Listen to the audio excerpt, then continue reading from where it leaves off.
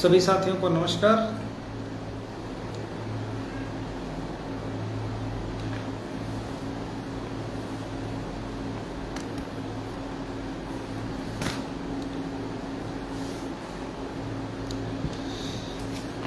जो साथी जुड़ते जा रहे हैं एक बार वीडियो शेयर कर दें ताकि ज़्यादा से ज़्यादा लोग जुड़ सके, क्योंकि हमारे बहुत सारे साथी लगातार जो है फ़ोन मैसेज कर रहे थे कि लाइव आ जाइए लाइव आ जाए। तो जो भी लोग हैं ग्रुप्स वगैरह में जहाँ संभव हो सारे ग्रुप में शेयर कर दीजिए ताकि ज़्यादा से ज़्यादा लोग जुड़ सकें। रमेश भैया नमस्कार, अनिल भाई नमस्कार, प्रमोद भाई नमस्कार, परवेज भाई नमस्कार।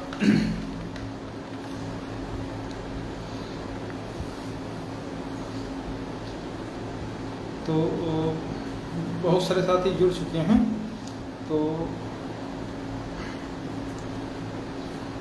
योगेश भाई हैं, राजन भाई नमस्कार, इलाहाबाद से हैं।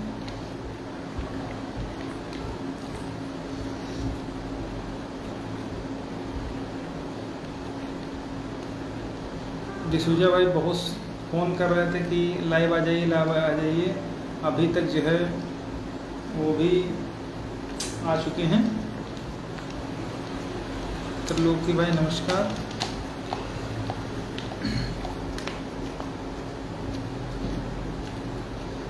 तो साथियों शुरू करते हैं। शुरुआत आज के घटनाक्रम से है कि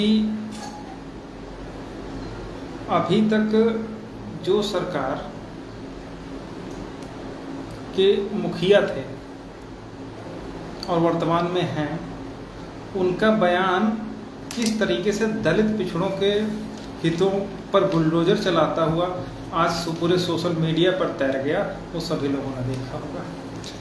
यही प्रदेश के मुखिया हैं जो पूरी तरीके से पहले तो दलित पिछड़ों के हक को उनके नाक के नीचे से दबाया गया, और आज उन्हीं कुछ अधिकारियों द्वारा एक सुनियोजित तरीके से मुख्यमंत्री के द्वारा ओबीसी पिछड़ा जो महासभा थी उसकी जो मीटिंग थी उसमें ही बड़ी बेशर्मी के साथ ये बताया गया कि जितनी सीटें 69,000 शिक्षक भर्ती में मिलनी चाहिए थी उससे कहीं अधिक हमने दी, और ये वही पुराना राग अलाप रहे हैं जो हमेशा से राग अलापते रहे हैं।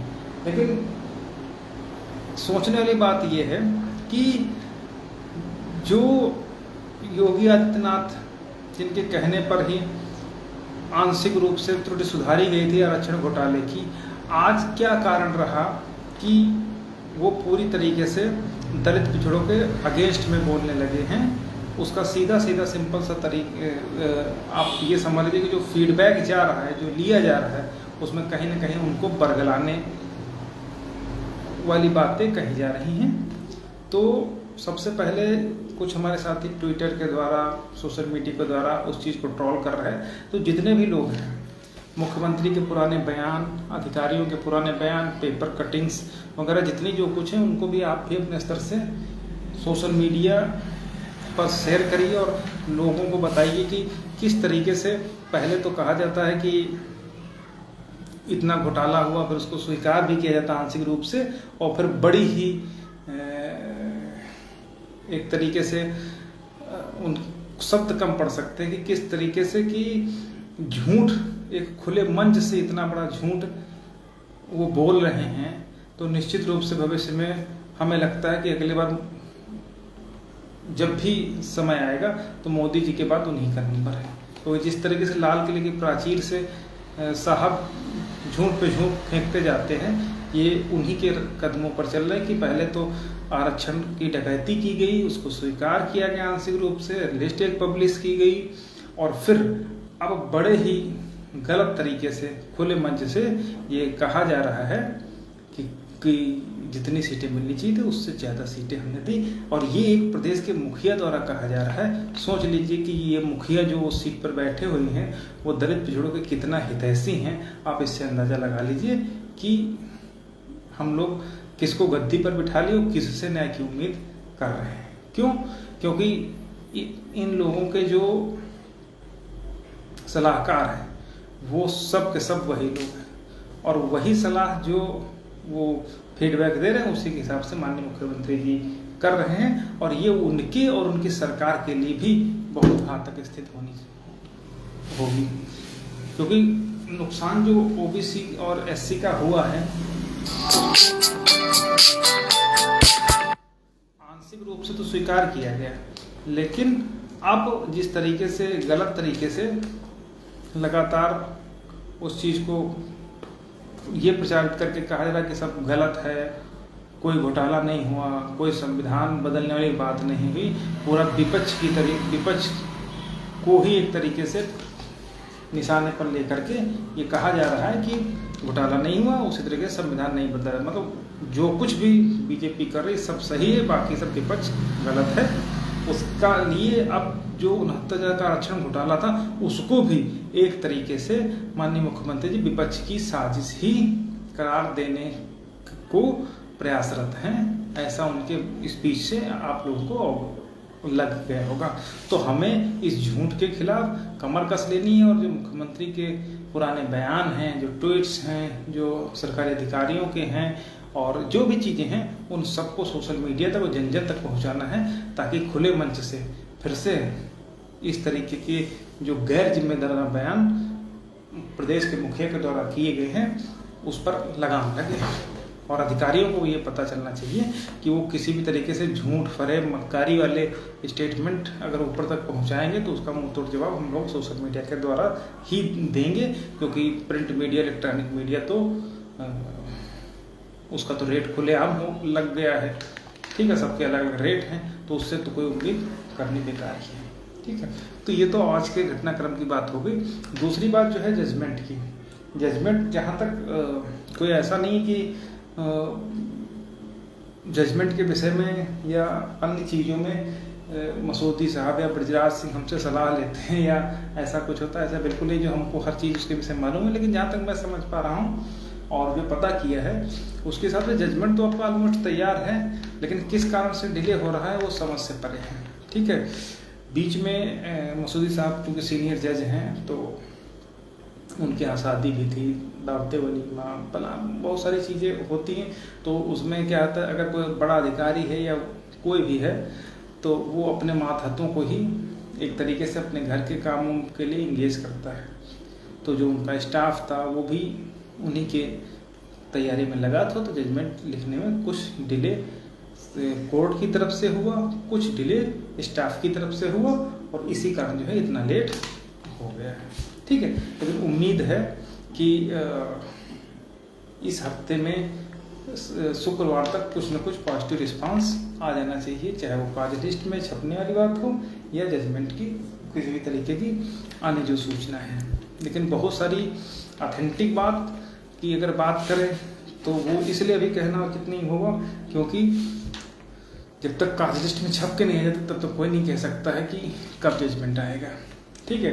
इस तरीके से तो हर व्यक्ति लगातार तुक्का लगा रहा, कोई कह रहा कि अगले हफ्ते आ जाएगा, कोई कह रहा 10 दिन में आ जाएगा, कोई कह रहा जुलाई के लास्ट वीक में आ जाएगा, कोई कह रहा कि अगस्त के फर्स्ट वीक में आ जाएगा। तो इस तरीके से सिर्फ और सिर्फ तुक्का लगाने वाली बात है। तो तुक्का वाली बात मैं नहीं कह रहा हूँ, लेकिन इतना ज़रूर है जो हमें पता है और जो जानकारी है कि सब कुछ ऑलमोस्ट तैयार है और उम्मीद है कि इस हफ्ते के लास्ट तक या नेक्स्ट वीक के स्टार्टिंग में काज लिस्ट तक में आ जाना चाहिए कि हाँ रिवर्ट हो जाना चाहिए। ये बिल्कुल पक्की खबर तो मैं इसे नहीं कह सकता हूँ क्योंकि जब तक काज लिस्ट नहीं आ जाता, लेकिन इतना ज़रूर है कि उस पर काम हो गया है और जो थोड़ा बहुत काम बचा है वो भी संभवतः इस हफ्ते में कंप्लीट हो जाएगा, ठीक है। और बाकी बहुत सारी बातें इधर उधर से चल रही हैं, कोई 4200 ले रहा, कोई 6800 ले रहा, कोई ATRE ले रहा, कोई TT ले रहा। तो ये सब मूर्खतापूर्ण कृत्य हैं, गधों की बातें हैं। इनको सिर्फ और सिर्फ इस लड़कों को या अन्य लोगों को बेवकूफ़ बनाने वाली बातें हैं। आज तो मैं किसी ने मुझे स्क्रीनशॉट भेजा था तो मुझे तो इस बात पर भी थोड़ा सा आश्चर्य होता है कि जो लोग ATRE पर बहस तक नहीं कराए, जो लोग ATRE में ATRE के ए पर बहस नहीं किए, आज वो कहते हैं कि हमने ये तीर मार दिया, वो तीर मार दिया, जबकि उनके रिटर्न सबमिशन से लेकर के आर्गूमेंट तक में कहीं पर भी ATRE को लेकर के बहस नहीं की गई। क्यों? क्योंकि वो खुद को तथाकथित हाई माइनॉरिटीज मानते हैं और उनको मानना है कि अगर TET भी जीत गए तो उनका 6800 में जो भी सीटें 10, 20, 50 मिलेंगी या 1000, 2000 मिल जाएंगी, उसी में उनका हो जाएगा। इसीलिए उनका पूरा फोकस, सब लोग जानते हैं, ATRE ना रह करके TET रहा है। फिर चाहे वो एक आधी डेट पर जो उनके सीनियर्स बोले हैं वो सिर्फ TET को डिफेंड करने के लिए ही बात की है, अन्य ATRE से कोई मतलब नहीं। ATRE पर किसने लड़ा है, कैसे लड़ा है, वो हमें ना तो सफाई देने की जरूरत है, ना बात बताने की जरूरत है। जब जजमेंट आएगा वो खुद बयां कर देगा कि ATRE पर किसने बहस की, क्या बहस की, सारी चीज़ें। ठीक है, तो ये सब बातें हैं। बाकी सारे जवाब जजमेंट खुद दे देगा। जो लोग आएंगे समझ जाएंगे कि क्या स्थिति है। फिलहाल जो जजमेंट है पूरा का पूरा वो आपका ATRE के इर्द गिर्द ही घूमता हुआ दिखाई देगा। और जो दूसरा बिंदु है कि लिस्ट क्वेस या पिटिशन एकोमोडेशन, उस पर भी हमारी तरफ से रिटर्न सबमिशन में भी दिया गया था। लास्ट में जब कोर्ट वाइंड अप कर रही थी इस मैटर को, तब भी हम लोगों से लास्ट में सारी चीज़ें समराइज करते हुए बातें की थी। तो हम लोग पूरी तरीके से आश्वस्त हैं कि कहीं ना कहीं जजमेंट हम लोगों के फेवर में ही रहने वाला है। लेकिन उसमें ये कुछ तथाकथित लोगों द्वारा ये कहना कि उन्होंने किया, तो वहाँ तो कौन से वकील नाम नोट करवाने वाले थे, कौन से वकील TET पर बात करने वाले थे, वो जो हमारे साथी कोर्ट में लगातार सुनवाई में रहे हैं, उन सबको बहुत अच्छी तरीके से पता है कौन लोग केवल रिट डाल के गायब होने वाले थे। ठीक है, झोला भी जाके बैठ गए, फिर निकल लिए। तो ये सब बहुत सारी चीज़ें हैं, उन सब पर मैं नहीं जाना चाहूँगा, क्योंकि जजमेंट आ जाए और अपने फेवर में हो, सब सुखद हो, बस यही उम्मीद करते हैं। ठीक है, तो ये सारी बातें हैं। अन्य जो हमारे साथी बहुत सारे लोग उम्मीद करते हैं कि कहीं 6800 न हो जाए, कहीं मुख्यमंत्री ये न कर दे, लेकिन आपको मोटा मोटा समझना चाहिए कि कहीं ना कहीं जो अधिकारी आपको लगातार अवॉइड करते रहते, जो अधिकारी आपको नहीं चाहते कि नौकरी मिले, क्योंकि वही सब लोग बैठे हैं शासन सत्ता में। और आज की डेट में अगर देखा जाए तो वो लोग, अगर एक मुख्यमंत्री, प्रदेश का मुखिया खुले मंच से कह रहा है कि जो पहले कहता था कि नुकसान हुआ है उसकी भरपाई हम लोग करेंगे, सब कुछ करेंगे, वो आज हमारे ही समाज के लोगों के सामने, OBC दलित पिछड़ा महासभा के सामने ही ये कह रहा है कि जितनी सीट मिलनी चाहिए थी उससे हमने ज़्यादा दी, जबकि ओपन कंपटीशन उन सब चीज़ों पर अलग मैटर्स है। ठीक है, जो रिजर्वेशन 27% रिजर्व कट ऑफ के बाद देना चाहिए वो नहीं दिया गया, उस पर कोई बहस नहीं करना चाहता। बड़ी ही बेशर्मी के साथ इस तरीके के स्टेटमेंट दिए जा रहे हैं जो कि नहीं दिए जाने चाहिए।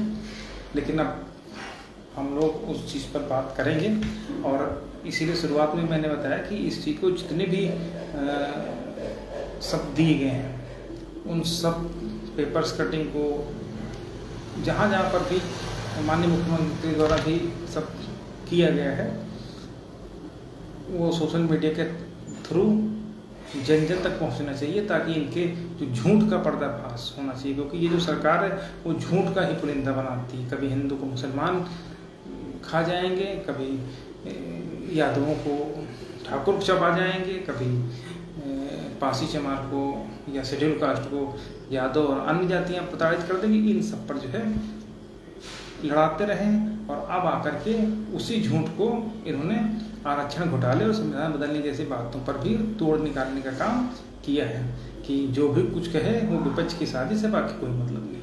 ठीक है, तो इसको सोशल मीडिया एक तरीका हो सकता है कि उसका जवाब दे। तो आप लोग भी, जो लोग मोबाइल फ़ोन सब यूज करते हैं, तो व्हाट्सएप, फेसबुक हर जगह तैरा दीजिए जो भी उन्होंने कहा। ठीक है, तो ये सारी बातें, बाकी जजमेंट का वेट करिए। उम्मीद है कि इस हफ्ते के लास्ट तक या अगले हफ्ते के स्टार्टिंग में ही काफ़ी चीज़ें निकल करके आ जाएंगी कि जजमेंट कब तक आएगा। ठीक है, तो यही सारी बातें हैं। बाकी अगर जो लोग 4200 की उम्मीद लगाए बैठे हैं, 6800 की उम्मीद लगाए बैठे हैं, वो इतनी उम्मीद ना लगाएं तो ज़्यादा बेहतर रहेगा जजमेंट में। क्योंकि जहाँ तक हर सुनवाई में मैं रहा हूँ, हर चीज़ मैं जानता हूँ। तो ATRE के इर्द गिर्द ही आएगा, या तो लिस्ट क्वेश होगी, जितने लोग हैं वो एकोमोडेट होने चाहिए, ऐसा मुझे लगता है। ठीक है, बाकी जजमेंट आने दीजिए, सारी चीज़ें आप होंगी। बाकी जो हमारे साथी जुड़े हुए हैं, अगर कुछ पूछना चाहते हैं तो वो लोग भी पूछ सकते हैं। विजय पाल भाई हैं, सूरज वर्मा, इंद्रजीत भाई, नरेंद्र सिंह, तो सभी साथी हैं हमारे। तो सभी लोग उम्मीद करिए सबके लिए पॉजिटिव ही होगा।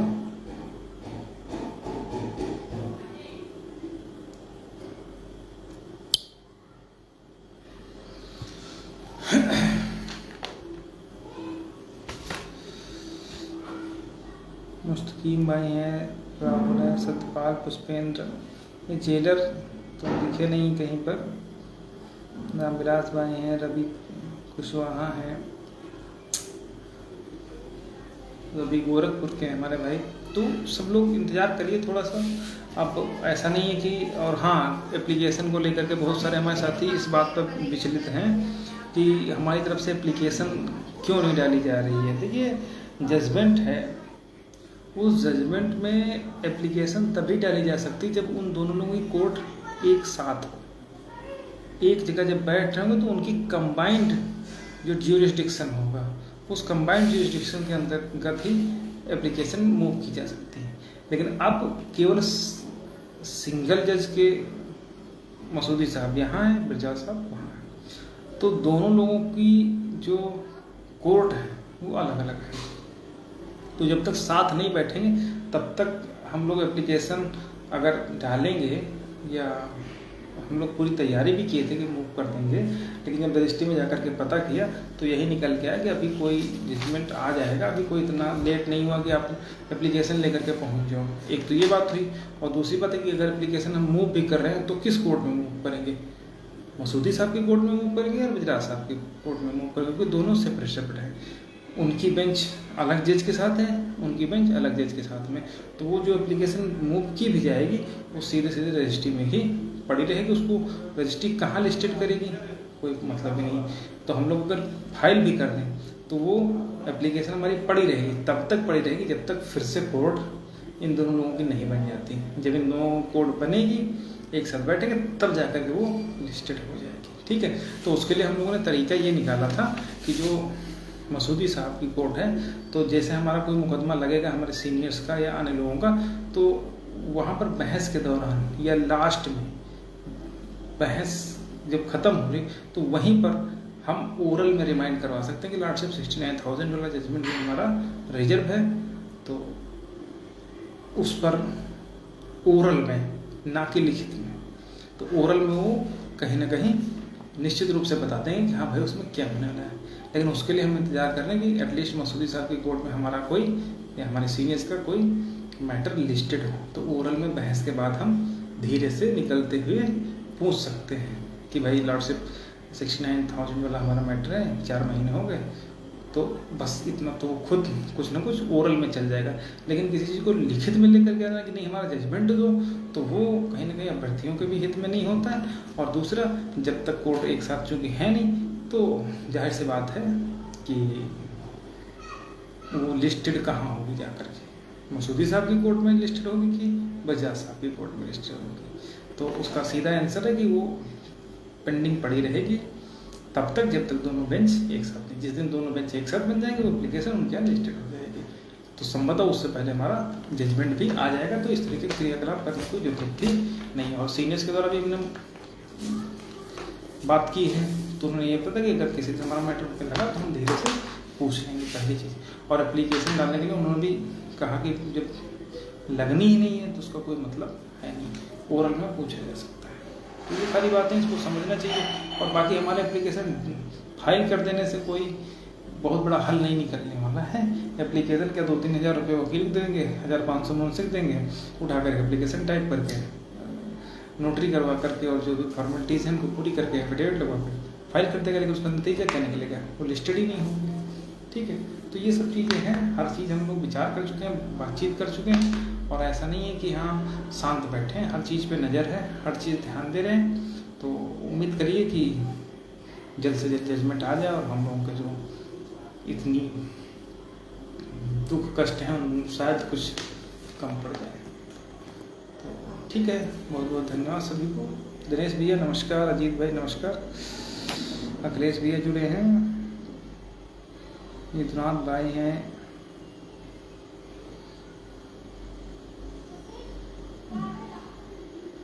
अनुराग भाई हैं, रिजवान अली, सुमित पाल, तो डिसूजा भाई, जितने भी साथी हैं, रामविलास भाई, सोनू, तो जितने भाई भी जुड़े हैं, तो इतने लोग लाइव के माध्यम से जुड़ गए तो उन तक तो सारी जानकारी पहुंच ही गई।